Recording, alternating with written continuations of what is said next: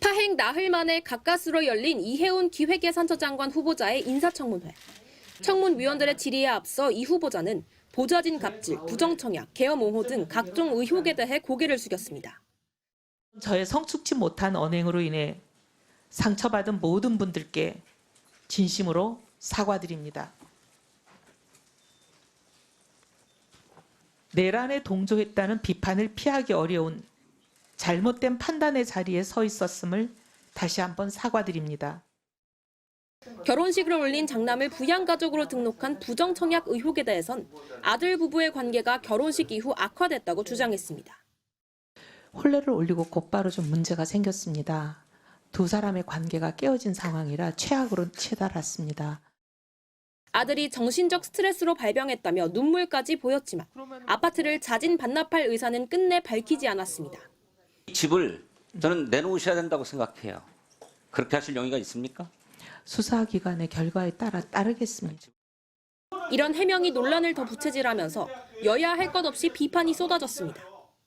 당첨에 결정적인 역할을 한 며느리를 공개적으로 가정 파탄의 책임이 있는 사람처럼 몰고 갈 수 있는지 저는 의아할 뿐입니다.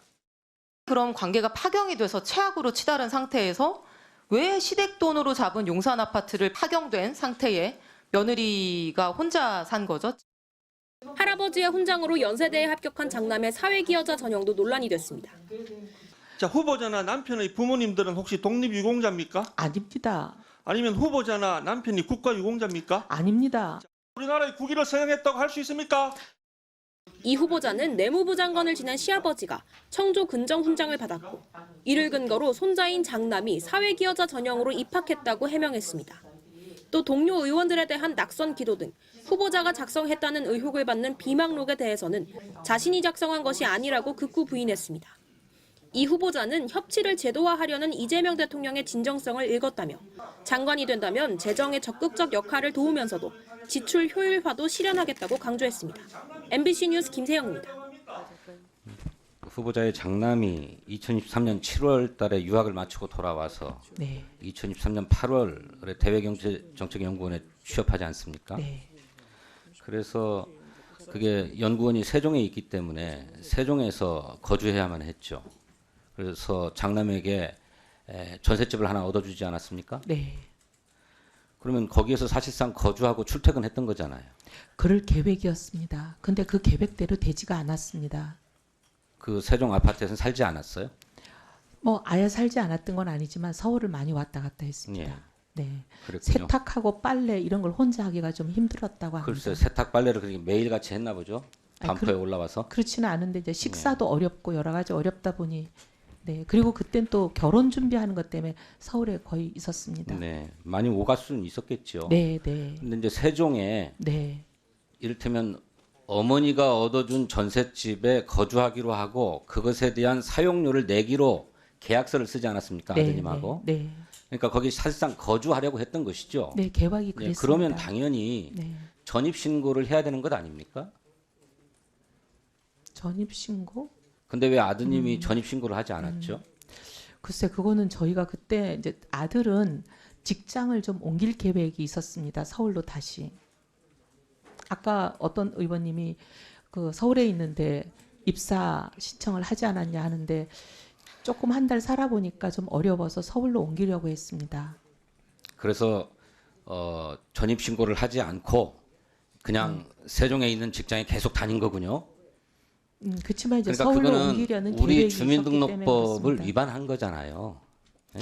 사실상 거주하는 곳에 주민등록을 하라고 하는 것이 우리 주민등록법의 규정이지 않습니까? 근데 의원님 이렇게 말씀드리면 어떨지 모르겠습니다. 구태여 변명이 안 될 것 같아요. 아니요. 명백하게 네. 주민등록법 위반인데 어쨌든 그런 사정을 이용해서 후보자께서는 주택 청약을 했어요. 그러죠?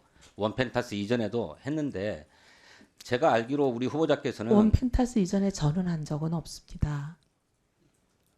부군께서 하셨나요? 네, 그랬을 네, 겁니다. 그러니까 근데 그 가족들이 살 집을 한 거잖아요. 예. 예, 뭐 그래서 후보자께서는 결혼한 이후로 오랫동안 무주택으로 사시다가 2024년부터 이제 집을 장만하려고 해요.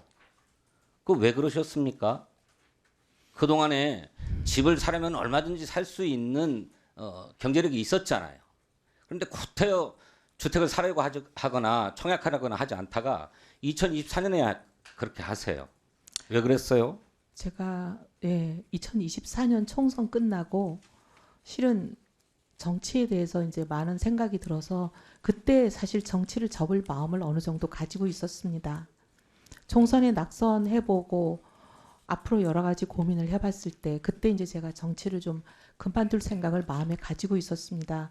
그런데 그 전에 집을 사지 않았던 것은 지역구가 서초였을 때였습니다. 지역구가 서초일 때는 종부세 반대 운동을 지역 구민들의 의견이기 때문에 할 수밖에 없고, 그래서 종부세 반대 운동을 시작하면서 2006년에 저희가 상속받았던 종부세 내는 집을 팔고 시작했습니다. 그래서 그 국회의원을 하는 동안에는 종부세 내는 집을 가지지 않겠다는 생각이 있긴 있었습니다. 네, 그러셨군요. 네. 그런데 이제 정치를 더 이상 하지 않겠다고 생각하고 종부세 내도 되는 집을 이제 장만하려고 했던 것입니까? 그때는 이제 정치가 끝났으니까. 예. 예. 그리고 가족들이 그 전세 이사 다니는 것을 많이 힘들어했습니다. 그다음에 후보자의 아들이 2023년 12월 결혼을 했는데 네. 무슨 문제가 있어서 조직한 부부 사이에 불화가 있어가지고 결혼이 깨질 지경이었다 이렇게 말씀하고 계시는데 그때는 깨졌다고 판단했습니다. 그래서 한 1년 반 만에 다시 사이가 회복된 겁니까? 많은 노력을 했습니다. 정말 모든 사람이 많은 노력을 했습니다. 본인들도 했지만.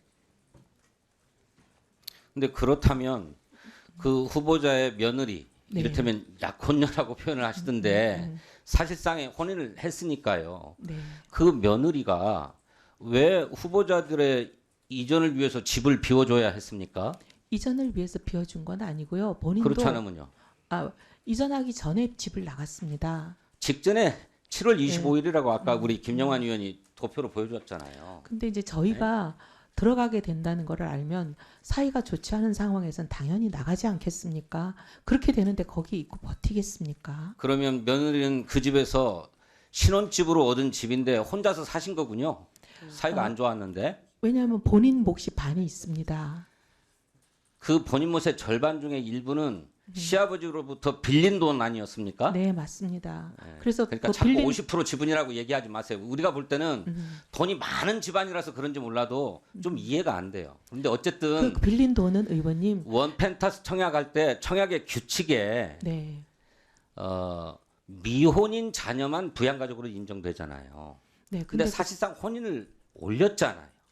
그런데 그거를 불화 상태이고 깨진 상태이고 또 주민등록은 여전히 후보자 집안으로 되어 있는 것을 이용해서 청약을 신청한 거잖아요. 이용이라기보다는 그러니까 우리가 볼 때는 의원님 명백하게 불법이에요. 그래서 저는 이 집을 저는 내놓으셔야 된다고 생각해요. 그렇게 하실 용의가 있습니까? 수사기관의 결과에 따르겠습니다. 집을 포기. 이해운 기획예산처 장관 후보자에 대한 지명철의 의사를 묻자 이재명 대통령은 곤란한 기색을 숨기지 않았습니다. 어려운 일이 두 가지인데 검찰 개혁에 관한 논란, 또 소위 탕평 인사에 관한 이해운 지명자에 관한 문제, 이거 정말 어려운 주제 중에 하나입니다. 아파트 부정청약, 보좌진 갑질 등 다양한 의혹이 제기된 이 후보자에 대해 문제 있어 보인다면서도 지명철의 여부는 아직 결정을 못했다고 답했습니다. 야당이 자료 제출을 문제 삼아 인사청문회가 열리지도 못했는데 본인에게 해명 기회는 줘야 한다는 겁니다. 문제가 있어 보이긴 해요. 그리고 우리 국민들께서도 문제의식을 가지시는 부분도 있습니다. 그러나 그에 대해서 본인의 해명도 또 들어봐야 되는 거 아닌가요? 그게 공정하죠. 판사가 원고 피고 주장을 모두 듣고 판단하듯 양쪽 이야기를 들어봐야 하는데 설명 들을 기회가 아예 봉쇄됐다며 거듭 아쉬움을 표했습니다. 그러면서 지명철의 여부는 시간을 두고 판단하겠다고 밝혔습니다.